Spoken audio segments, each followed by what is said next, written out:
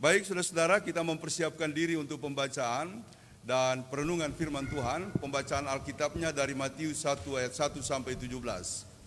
Kita persiapkan bacaan Alkitab dari Matius 1 ayat 1 sampai 17.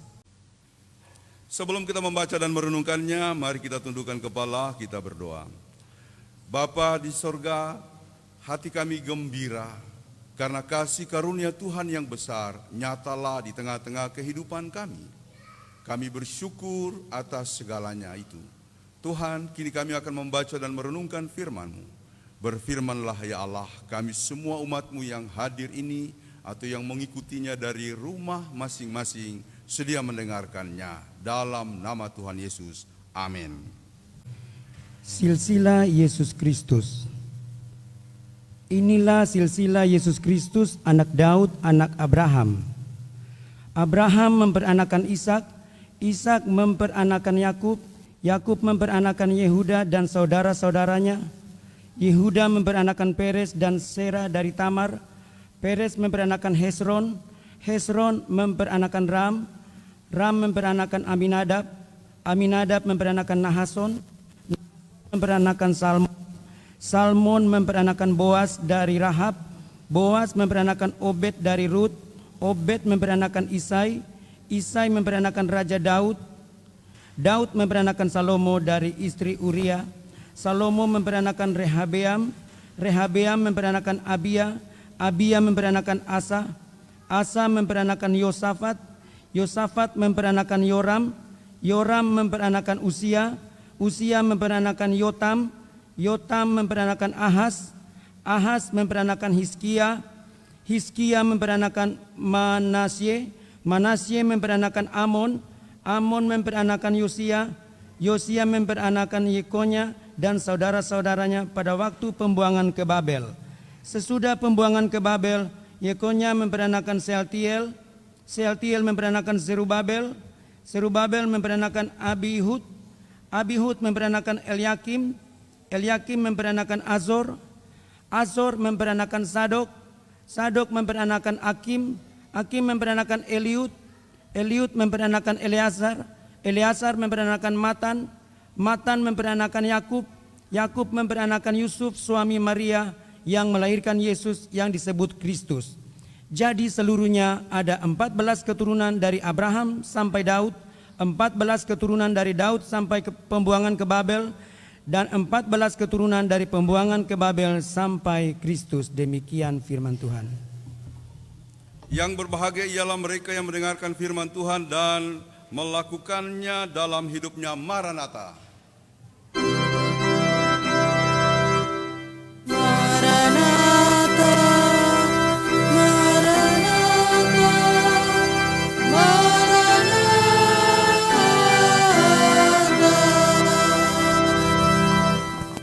Saudara-saudara, saya ingin menyapa kita semua, baik yang di dalam gereja ini maupun yang di rumah-rumah. Shalom. Selamat kepada Papa Mama Elia untuk pembaptisan anak terkasih Chloe Sefanyatoli. Selamat buat Opa dan Oma dari Maleku. Sudah beberapa bulan di sini. Saya dengar nanti tanggal 3 mau kembali ke Maleku ya. Maunya kita jangan dulu ya, supaya kita bisa diskusi di sini. Selamat juga untuk para saksi ya. Ini saksinya paling banyak ini ya. Jadi ini Chloe ini nanti kalau udah gede paling enak. Kalau ulang tahun pasti dapat amplop banyak ya.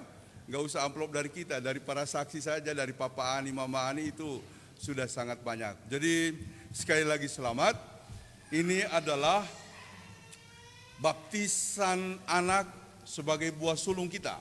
Dulu sudah pernah, tetapi itu permintaan pelayanan dari yang kita laksanakan.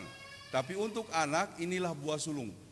Ya, jadi saya pertama-tama bersyukur dan kita berdoa nanti akan menyusul minggu depan anak dari Indra Torisumbi dan Indah Puspita. Nanti minggu depan tanggal 26 akan menyerahkan anaknya untuk dibaptis yang bernama Audrey ya, ada bersama-sama dengan kita ya, yang kita boleh lihat di belakang. Mudah-mudahan nanti menyusul ya Dewi Murni ya sama Andi.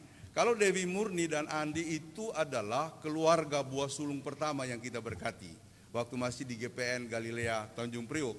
Jadi semoga setelah ini nanti ya menyusul, lalu si Melsin ya sama Pak Feris ya segera menyusul. Semoga Tuhan berkenan mengaruniakan momongan untuk kita syukuri bersama-sama. Jadi itu yang bisa kami sampaikan. Bimbinglah anak ini. Ya, jadi kalau besok Chloe ini agak menyimpang-menyimpang, itu bukan saja mama papanya yang kita tanya, ini semua sini ya, termasuk Ibu Gembala tadi yang gendong ya. Jadi luar biasa hari ini. Bimbing. Jadi pertama-tama tentang kasih karunia Tuhan. Hidup ini memang banyak hal yang mau kita bangun. Pertama dengan bimbing, yaitu Tuhan kan dalam salah satu bimbing anak-anakmu sampai dia mengaku dewasa. Jadi kalau kita melaksanakan pembaptisan anak, kalau di tempat yang lain tidak melaksanakan pembaptisan anak, tapi hanya penyerahan waktu masih kecil. Lah, alasan mereka adalah karena anak belum mengerti. Tapi sejak reformasi Martin Luther, anak-anak pun layak untuk menerima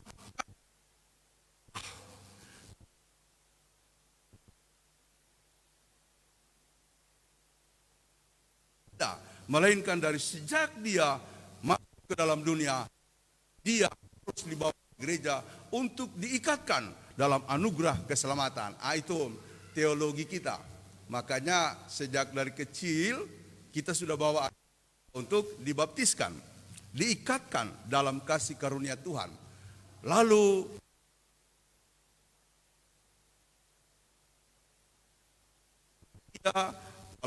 dia sudah mulai remaja, bahkan beranjak dewasa menjadi pemuda, maka kita bimbing dia dalam katekisasi. Saya harap anak-anak kita mengikuti katekisasi.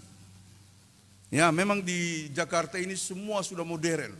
Tapi saya himbau kalau ada anak-anak kita yang kemudian sudah remaja dan menuju pemuda, supaya mengikuti kelas katekisasi 1 tahun, malah sekarang ada 2 tahun.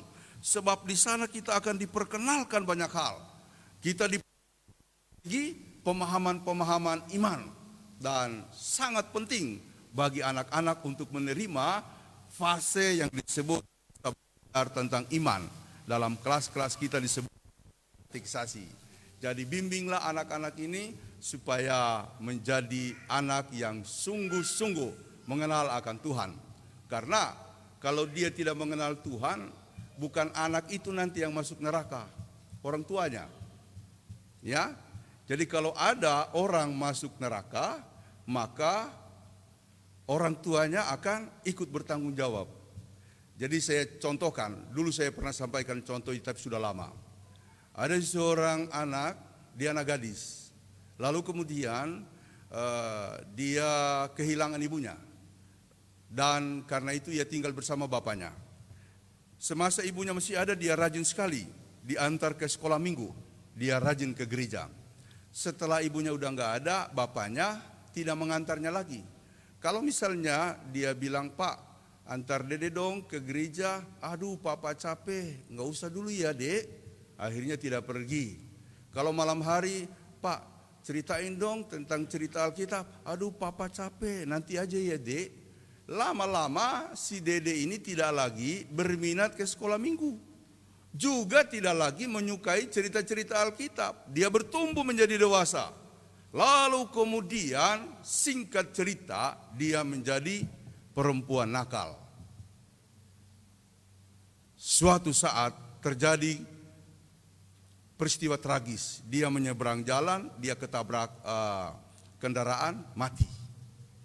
Ketika di sorga, Petrus bilang kepada Tuhan Yesus, Tuhan, ini enggak usah diadili. Saya kenal orangnya, dia langsung saja dijebloskan ke dalam neraka. Yesus mengatakan, tunggu dulu. Kenapa sampai dia begitu? Siapa orang tuanya? Maka panggil orang tuanya. Sebab mungkin saja orang tuanya tidak mendidik dan tidak mengarahkan dia. Akhirnya anaknya masuk di sorga, bapaknya yang masuk neraka. Ini contoh, kiasan, cerita.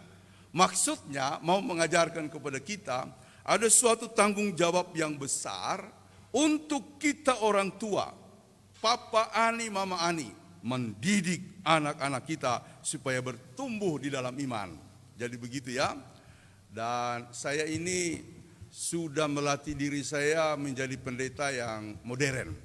Bukan modern saya kayak Gilbert ya, saya jauh dari Gilbert. Modern maksud saya begini, kalau ada anak yang punya suara, yang nangis di dalam gereja, saya sudah melatih diri saya tidak terpengaruh. Malah saya bersyukur ada anak-anak masuk di gereja. Karena ada sekali waktu saya pergi ke gereja, ya sebuah gereja besar, 2 kali malah saya pernah melihat peristiwa itu. Yang satu pendeta sangat terkenal. Anaknya itu tidak berteriak, anaknya itu cuma lewat.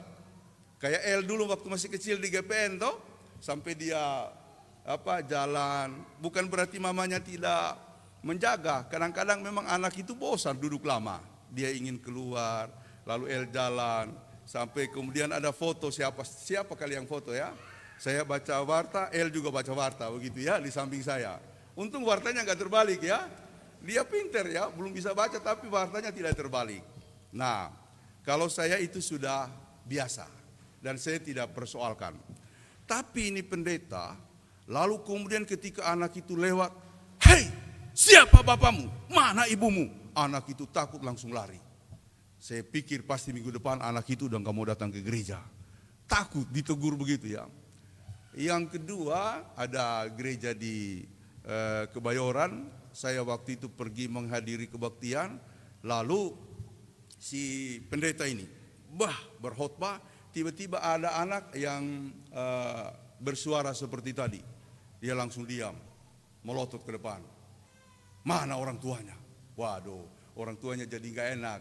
Memang orang tuanya dari tadi ngajak anaknya supaya duduk di sampingnya. Tapi kan anak-anak mana betah sampai 30 menit. Jadi kalau bagi saya tidak lagi persoalan. Maka itu saya sebut saya menjadi pendeta modern. Tapi kalau di kampung, oh jangan. Itu di kampung itu harus sepi, sunyi, senyap, malam kudus ya. Iya, itu. Kalau di kampung begitu ya. Jadi kadang-kadang kalau kita bergerak sedikit saja, wah apalagi kan kursi kita ini kalau goyang dikit krek gitu ya. Saya suka nonton live streaming, saya nonton ulang evaluasi. Krek. Oh berarti ada yang kayak di TikTok itu lagi garuk pantat. Ngapain? Gatel. Di mana? Pantat ya kan? Itu di TikTok kan?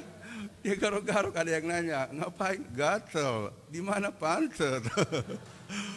Kalau di sini kalau gatal pantat pasti ngerek ya.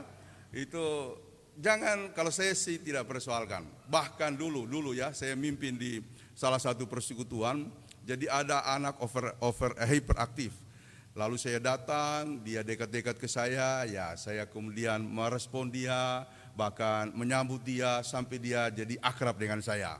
Sesudah itu kami mulai kebaktian, mamanya ambil dia. Saya sudah khotbah ini, saudara-saudara, tiba-tiba dia lewat. Ya, saya pikir cuma mendekat nggak apa-apa. Tahu-tahu dia naik di sofa. Ketika saya mengatakan Yesus Kristus juru bakti, dia lompat di belakang saya. Karena saya takut jatuh, saya gendong. Mamanya datang ambil. Oh dia teriak nangis-nangis. Saya bilang nggak apa-apa. Saya gendong saja sambil saya khotbah.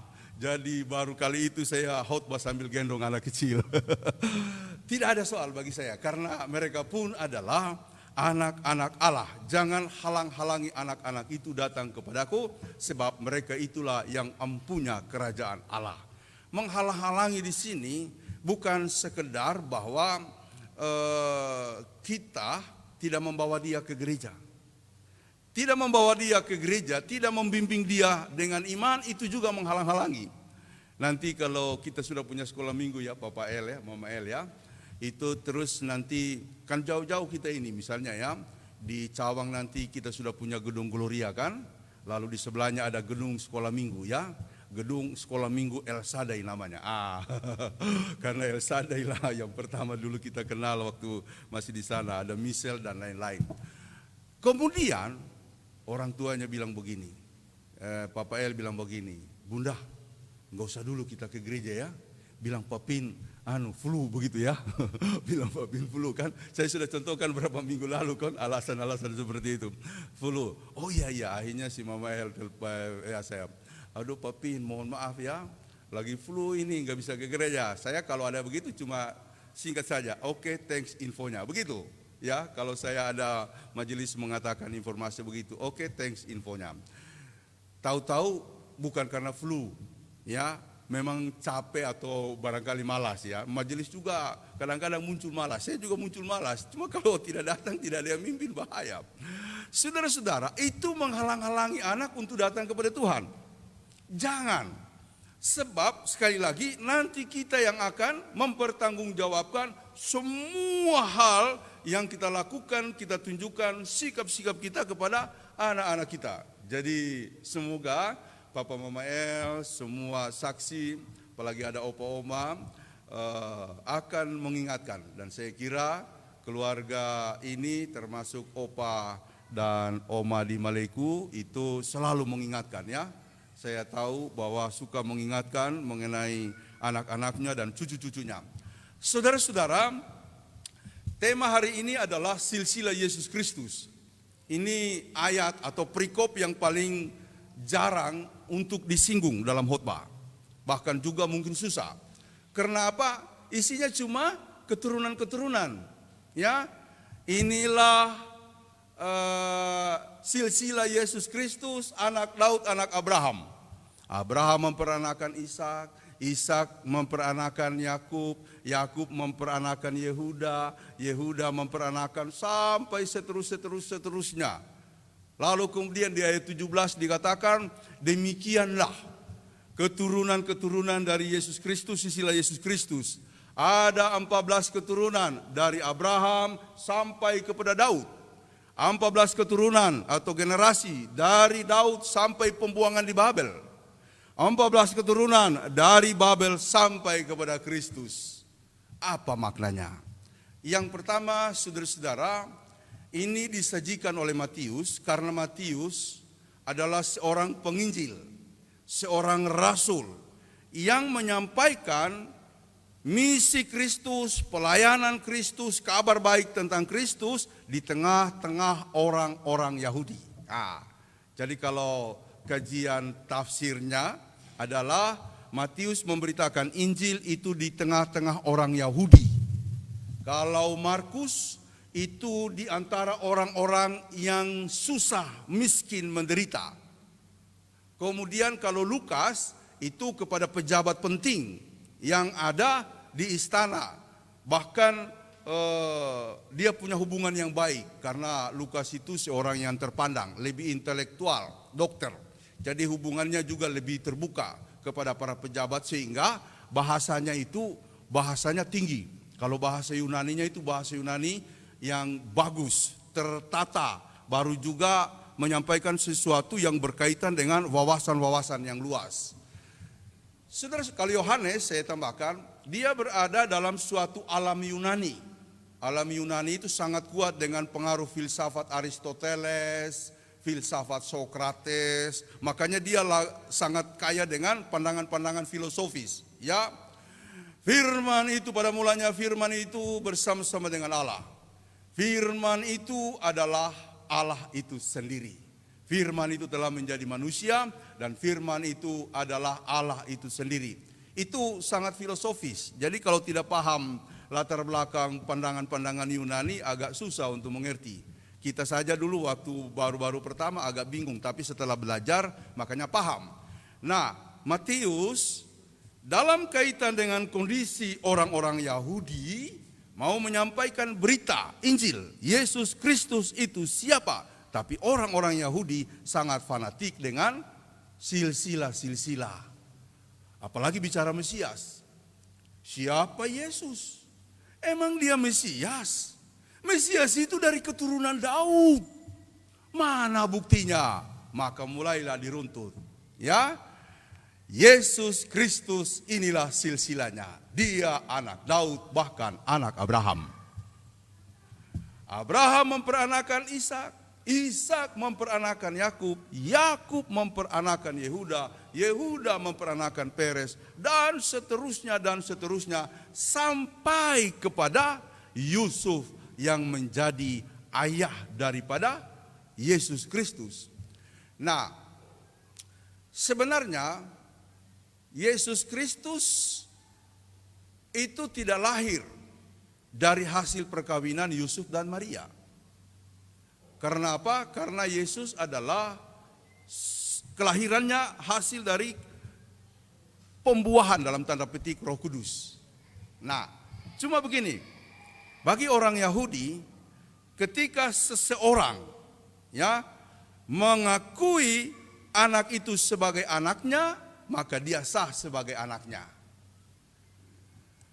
Bahkan ketika Yusuf mendapatkan penglihatan dalam mimpi, malaikat mengatakan, engkau harus mengambil Maria sebagai istrimu, karena anak yang dikandung itu adalah dikandung daripada Roh Kudus, dan engkau akan menamai dia Yesus. Jadi Yusuf sendiri memberi nama untuk Yesus adalah Yesus, sehingga dia menjadi sah sebagai ayah daripada Yesus Kristus.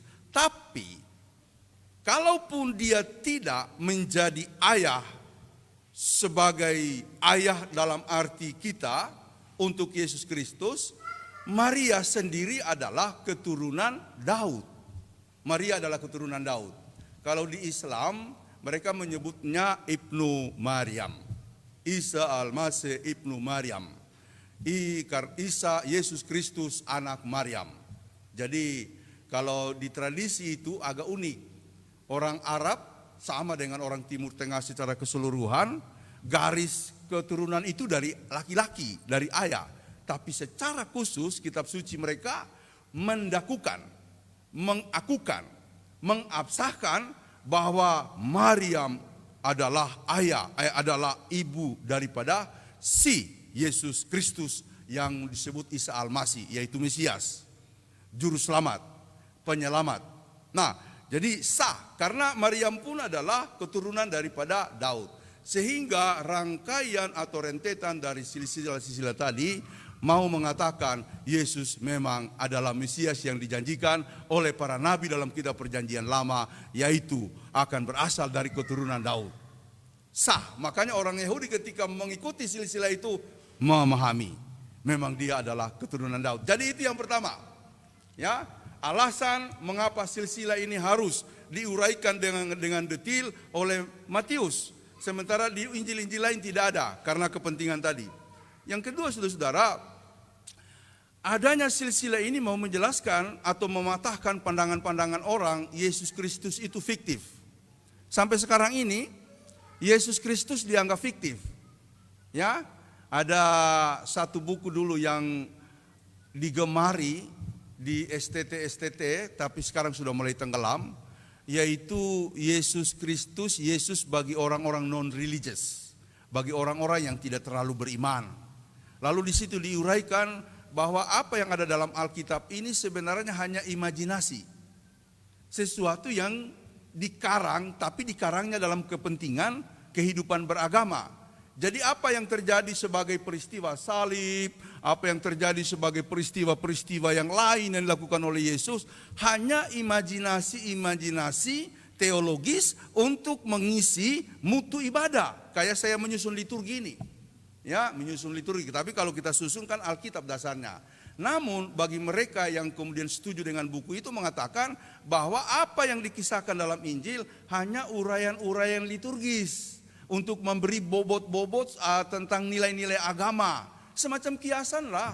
Seperti saya tadi mencontohkan ilustrasi mengenai anak yang kemudian menyimpang hidupnya, lalu ayahnya bertanggung jawab. Itu kan ilustrasi. Jadi seolah-olah cerita-cerita dalam Injil ini hanya ilustrasi-ilustrasi di dalam Alkitab. Jadi itu imajinasi, istilah kasarnya fiktif. Nah, silsilah Yesus mau menggambarkan bahwa Yesus tidak fiktif.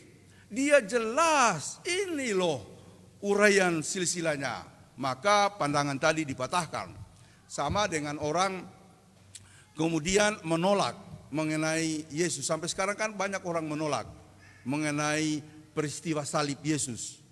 Ya, lalu ada seorang pendeta pernah kenal Bambang Nursena. Itu dia kajian Kristen Ortodoks ya, Kristen Timur Tengah. Itu menarik sekali. Yang saya tertarik dia pernah bilang begini. Oke, nggak usah pakai kitab suci Anda yang bicara juga tentang Isa Al-Masih, nggak usah pakai kitab suci kami yang bicara tentang Injil. Di situ Yesus diuraikan panjang lebar.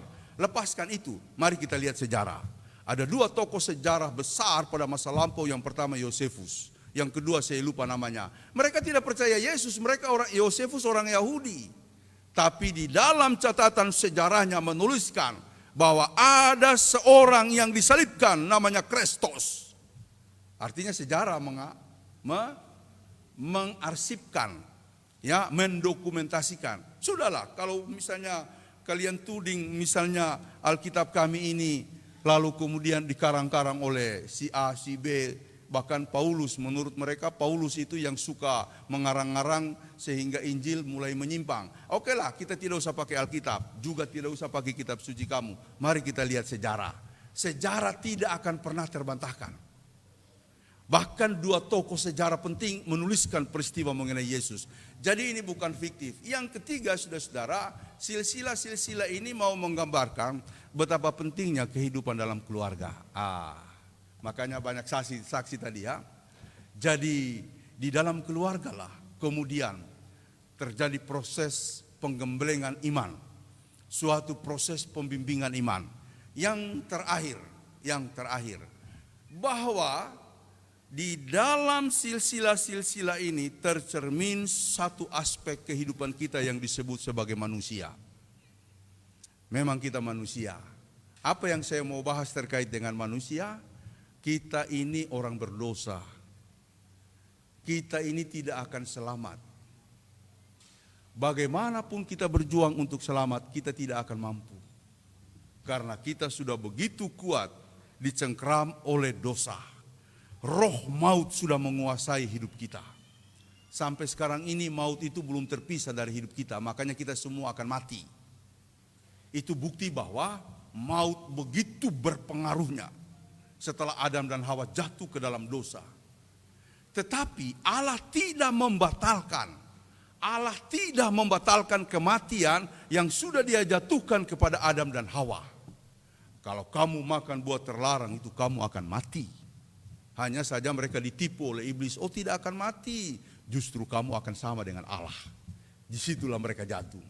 Tapi karena mereka sudah makan, maka fakta dari hukum yang dijatuhkan oleh Allah, semuanya akan mati. Adam dan Hawa mati. Sampai sekarang kita mati. Allah tidak membatalkan kematian. Tetapi Allah membaharui akhir dari kematian menjadi kehidupan yang baru. Dengan cara apa? Dengan mengirimkan Yesus Kristus yang kemudian menjadi cahaya baru untuk kita berjalan dalam terang supaya kita bebas dari dosa-dosa. Lalu mengkreasi kematian, maka itu dia masuk dalam kerajaan maut. Mengkreasi kematian bukan lagi menjadi jalan buntu, melainkan menjadi jalan baru. Maka itu setiap orang yang percaya kepadanya, dia mengatakan, bersyukurlah sebab aku pergi kepada Bapa. Ya, Yohanes 14. Aku pergi kepada Bapa untuk menyediakan tempat bagimu. Jadi itulah sukacitanya percaya kepada Kristus.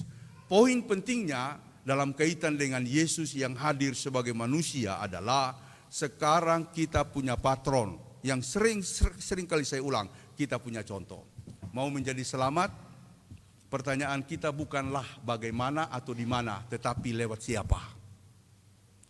Mau mendapatkan keselamatan? Pertanyaan kita bukan adalah di mana dan bagaimana, tetapi lewat siapa. Baru kemudian bagaimana dan di mana. Lewat Yesus Kristus. Tidak ada lagi jalan lain. Sebab Yesus itu kalau bicara soal administrasi hukum sudah dipatenkan oleh Tuhan. Disahkan dari lahirnya Yesus sampai mati dan bangkitnya, dialah jalan keselamatan. Karena dalam seluruh hidupnya dia cuma melakukan satu hal, kasih Yesus dengan sempurna. Maka itu kita dibaptis dalam kasih Yesus, kita diteguhkan sidinya dalam kasih Yesus, kita diikatkan pernikahannya dalam cinta kasih Yesus, bahkan sampai jabatan-jabatan apapun yang kita terima dalam cinta kasih Yesus. Karena apa? Cinta kasih Yesuslah yang sudah dipatenkan oleh Allah menjadi jalan bagi kita. Semoga jalan itu akan kita ikuti, apalagi kita sebentar lagi nanti hari Jumat, Sabtu kita akan merayakan malam Natal, juga akan memasuki hari Natal. Tuhan memberkati Bapak Ibu Saudara, khususnya keluarga yang sudah membawa anak terkasih Loi Sevanya Toli. Amin.